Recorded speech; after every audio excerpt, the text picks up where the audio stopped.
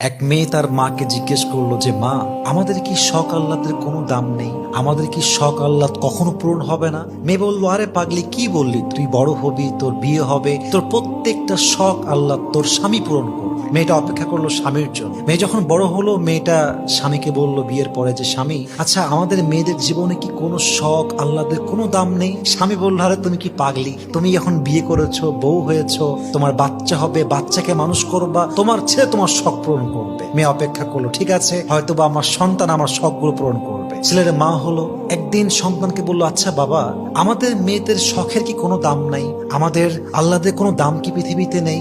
সন্তান বলছে, মা তোমার কি মাথা খারাপ? তোমার বয়স হয়ে গিয়েছে, তোমার এক পা কবরে ঢুকে গিয়েছে, তুমি এখন আল্লাহ বিল্লাহ করবা, কবরের ফিকির করবা। তখন মেয়েটা বুঝতে পারলো যে আসলে পৃথিবীতে নারীদের শখ বলতে কিছু নেই। পৃথিবীটা নারীদের আহ্লাদ পূরণের জায়গা নয়। নারীদের প্রথম এবং শেষ ঘর কবর ছাড়া আর কিছুই হতে পারে না। ঠিক কিনা বলেন?